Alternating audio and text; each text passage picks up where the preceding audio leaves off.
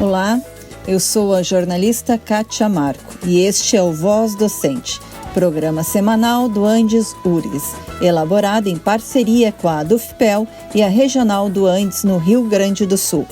O Voz Docente vai ao ar pela Radiocom 104.5 FM, às sextas, à 1h, com reprise aos domingos, às 9h30 da manhã.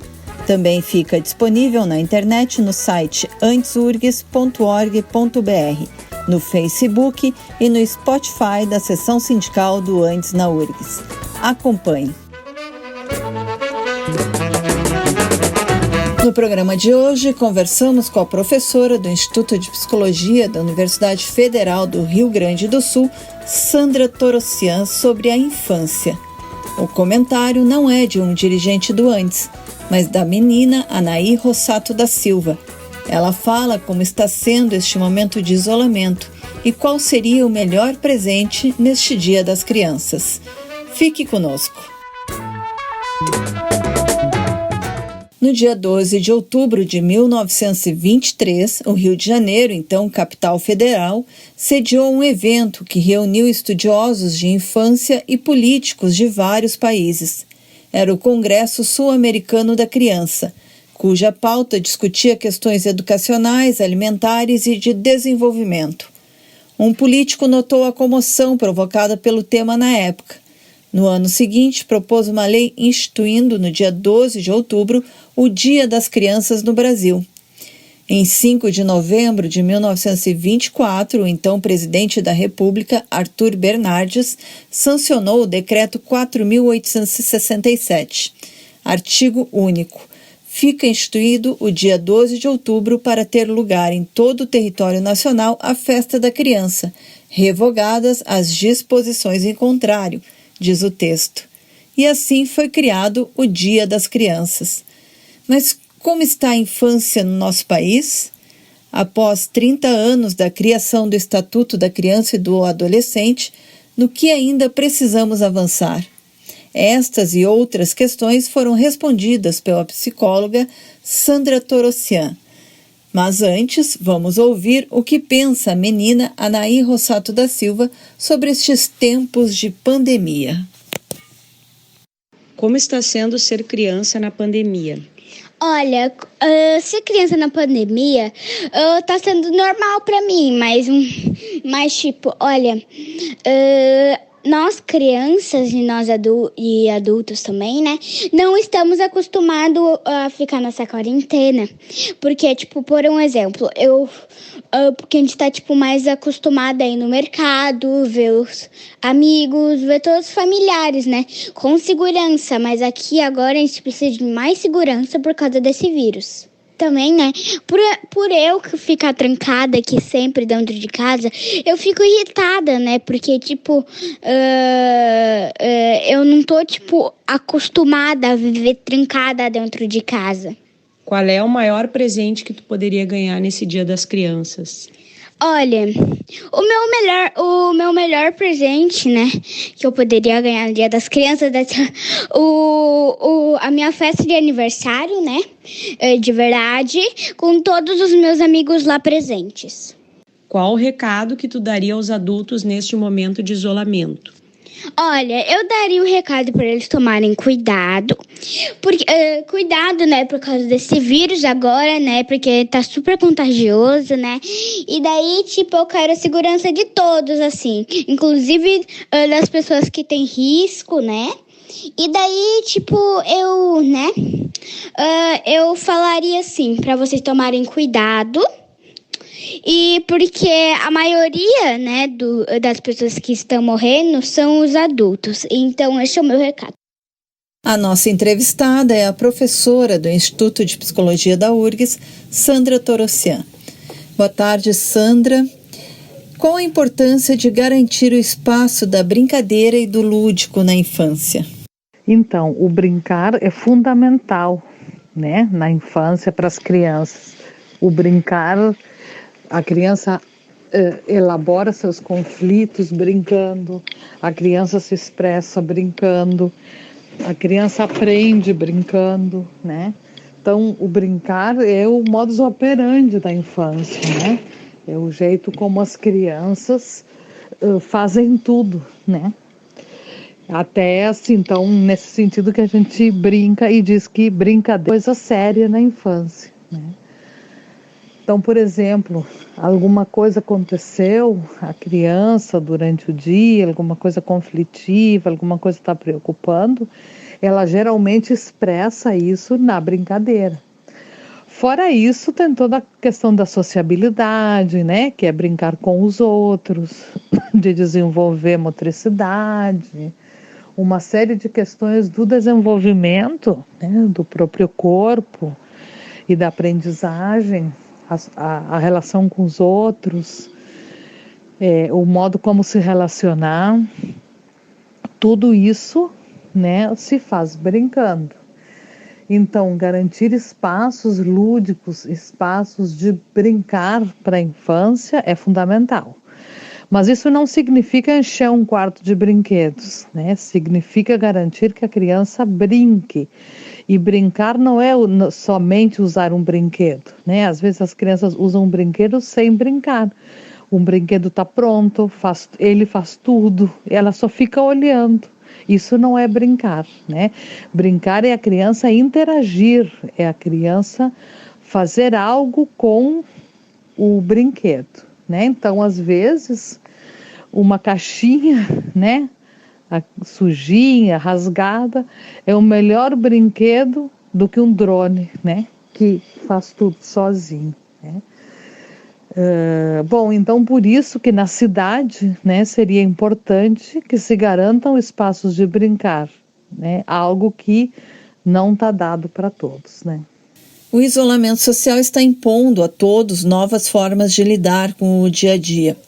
Mas com certeza as crianças estão sentindo muito profundamente estas mudanças, sem a possibilidade de ir para a escola e socializar mais amplamente.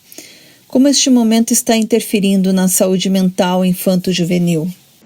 Bom, na verdade, a gente nem sabe bem como está interferindo nesse momento do isolamento social na saúde mental infanto-juvenil. A princípio, esse espaço que é comum às crianças, que é o espaço escolar, ele está vetado, né? Algumas escolas voltando, mas enfim, também é uma volta, bem, né? Se vai continuar, é uma volta não tranquila, né?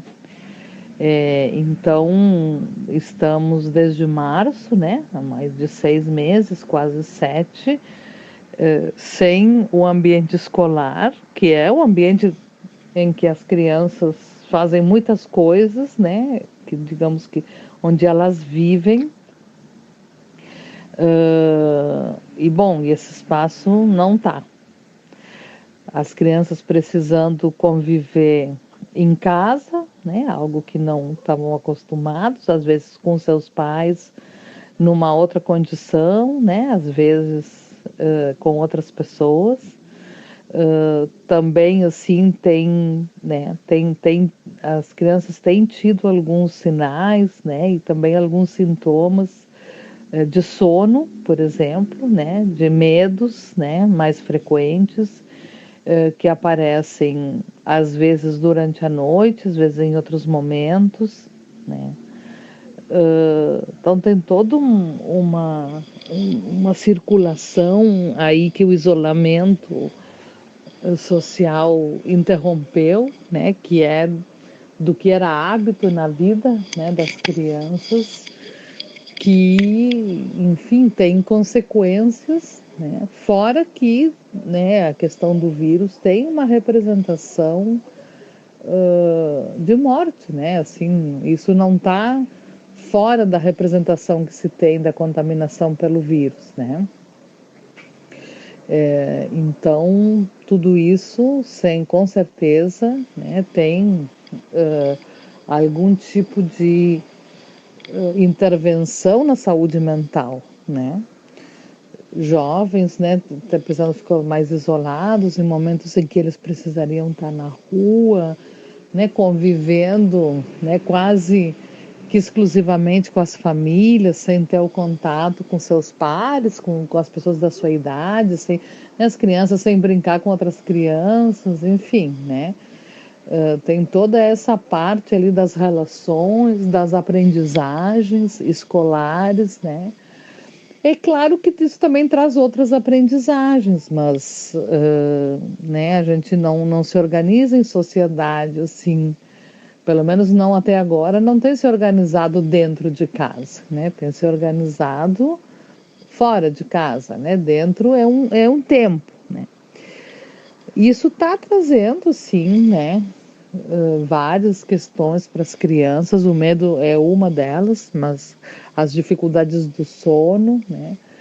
E outras, né? Tem aparecido às vezes outras que também tem a ver com as relações, com algumas regressões, né?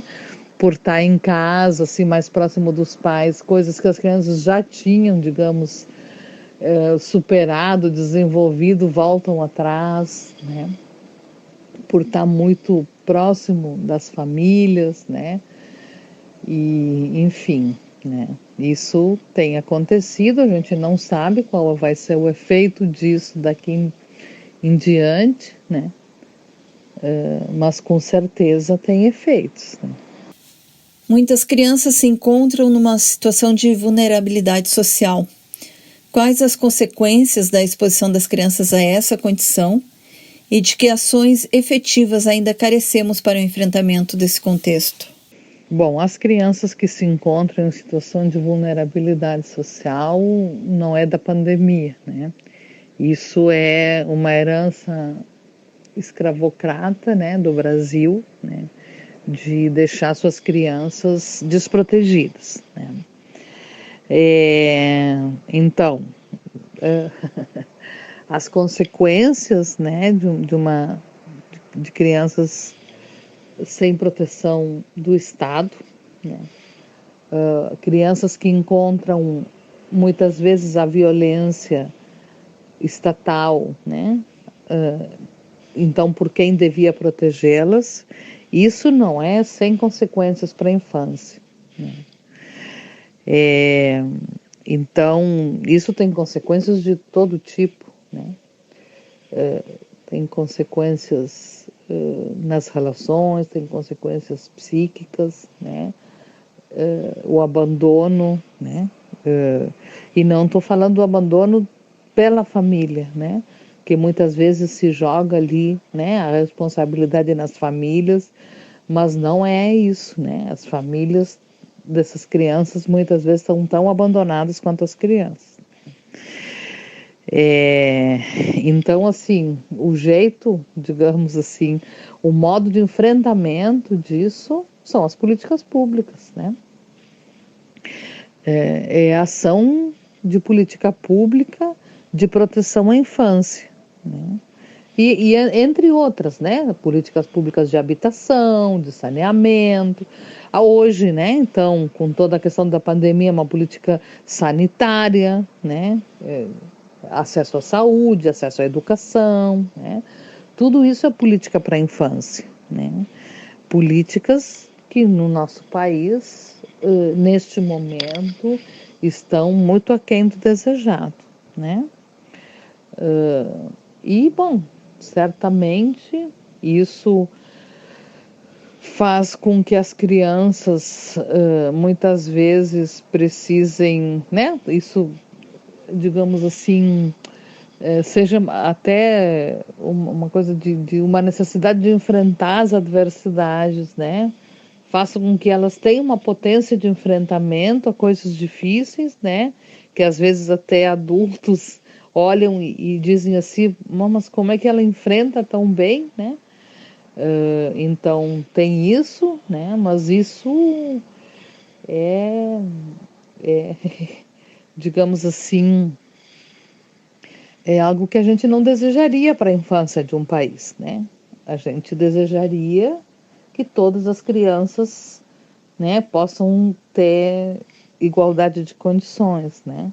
E que elas não se encontrem em situação tão desigual, né? Especialmente em relação à proteção do Estado, né? Elas enfrentam violências do Estado, enfrentam violência racial, enfrentam violência urbana, né? Enfim, né? Mais do que outras crianças, né? Mais do que crianças que não estão nessas condições, né? Elas entram nas instituições muitas vezes em desvantagem, né? Pela questão da alimentação, da habitação, da aprendizagem mesmo, assim, né, do que se precisa, por exemplo, né, do que a escola exige e da onde partem, né, muitas vezes as crianças em relação ao ambiente escolar, né. A escola exige uma criança já quase alfabetizada, assim, né, para pegar o lápis, que tem acesso ao livro, enfim, né, a escola ela é feita mais para a classe média muitas vezes, né, não estou generalizando, mas é um pouco do que se espera, né? E tem muitas crianças que se encontram nessa condição de vulnerabilidade que isso precisa ser construído com elas, né? Enfim, e elas podem construir isso na escola, né? O lugar que devia ser construído, mas por outro lado, né? São crianças que têm muitas vezes uma rede de relações maior do que outras, né, que se viram mais sozinhas para muitas coisas, né.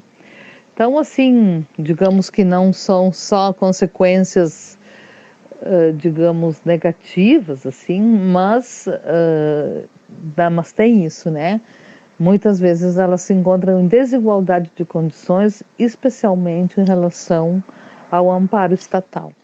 O Estatuto da Criança e do Adolescente completou 30 anos no dia 13 de julho. O ECA reuniu reivindicações de movimentos da infância e se tornou um marco legal na ideia de que as crianças e adolescentes são também sujeitos de direitos e merecem acesso à cidadania e proteção. Mas ainda hoje é questionado: como avançar nesta luta? Sim, o ECA é um marco legal, né, em relação à infância, às crianças e adolescentes, né, elas passam a ser sujeitos de direito, né, com acesso à cidadania e à proteção, e mais do que isso, coloca, digamos, todas as pessoas de determinada idade sob o estatuto de crianças, né, e não mais naquela divisão que tinha antes do ECA, no Código do Menor, que algumas eram crianças e outras eram menores, né? Também numa herança, assim, né, numa herança de desigualdade, né? A desigualdade se mantém, muitas vezes, mas hoje, né, foi a partir do ECA que se conseguiram estabelecer várias políticas para a infância, né, que antes não estavam em funcionamento, né. O ECA é questionado. Bom, o ECA acho que representou um marco legal, tem algumas, né, tem questionamentos, digamos, de várias ordens, né. Tem questionamentos que desreconhecem o avanço, né? Dizendo essas coisas do senso comum, assim, tem direitos, mas não tem deveres, não sei o que é isso é algo inaceitável, né? Porque o ECA veio quando se colocar as crianças, todas sendo crianças, volto a dizer, né? Sem a divisão em categorias. Então, assim, tem pessoas que questionam o ECA desreconhecendo, né, que o Estatuto trouxe um grande avanço em prol da proteção à infância, né, e à juventude. E tem pessoas que, digamos assim, questionam o ECA assim, no sentido de que ele possa ainda melhorar mais, né? Quer dizer, no funcionamento desses anos todos do Estatuto, alguns problemas se encontraram e há questionamentos em relação ao seu avanço ainda, né? A que ele possa ser mais protetivo, digamos assim, né? Em relação à infância e à juventude, né? O avanço nessa luta se dá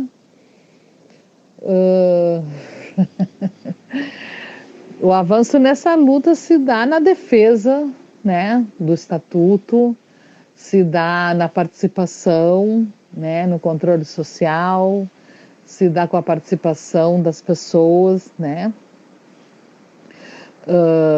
nas discussões, né, nos fóruns, nas conferências, né, com a participação das próprias crianças e adolescentes, né.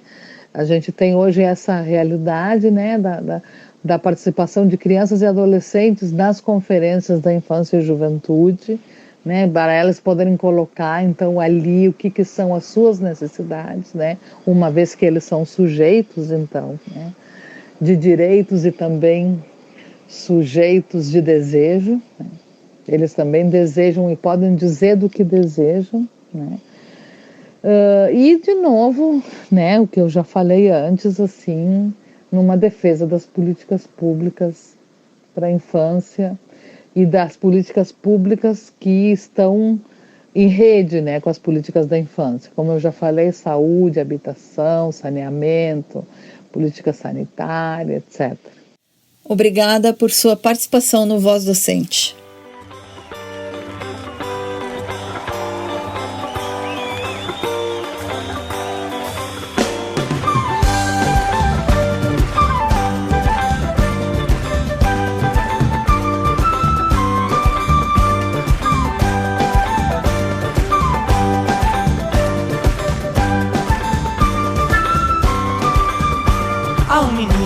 Há um moleque morando sempre no meu coração.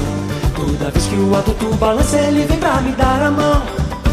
Há um passado no meu presente, um sol bem quente lá no meu quintal. Toda vez que a bruxa me assombra, o menino me dá a mão e me fala de coisas bonitas que eu acredito que não deixarão de existir. Amizade, palavra, respeito, caráter, bondade, alegria e amor. Pois não posso, não devo, não quero viver como toda essa gente insiste em viver. E não posso aceitar sossegado qualquer sacanagem ser coisa normal. Bola de meia, bola de gude, o solitário não é solidão. Toda vez que a tristeza me alcança, o menino me dá a mão. Há um menino, há um moleque, morando sempre no meu coração.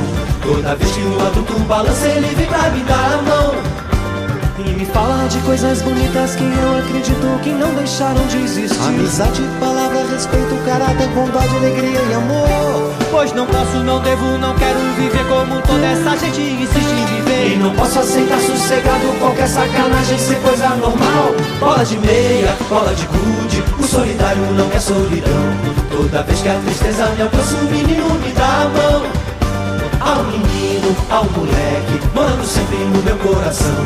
Toda vez que o adulto balança, ele vem pra me dar a mão.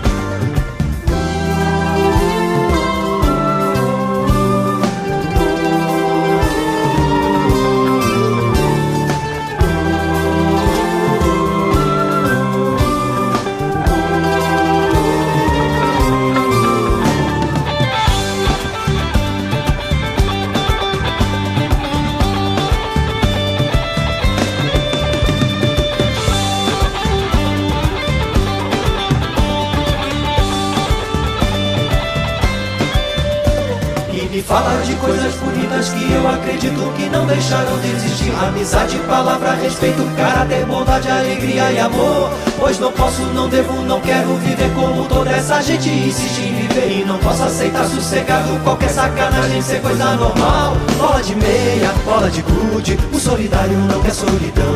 Toda vez que a tristeza me alcança, o menino me dá a mão. Há um menino, há um moleque, morando sempre no meu coração. Toda vez que o adulto balança, ele vem pra me dar a mão.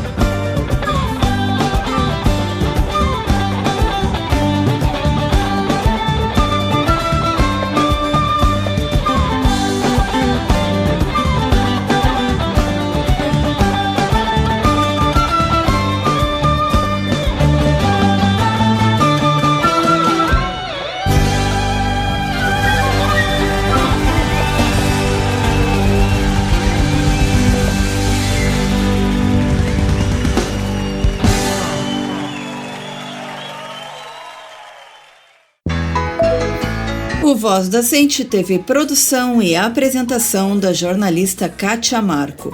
e a coordenação geral do professor Robert Ponge, do Instituto de Letras da Universidade Federal do Rio Grande do Sul. Contou também com a colaboração dos jornalistas da ADUFPEL, Gabriela Vensky e Matias Rodrigues. Na mesa de áudio, Thiago Campos. Até a próxima semana.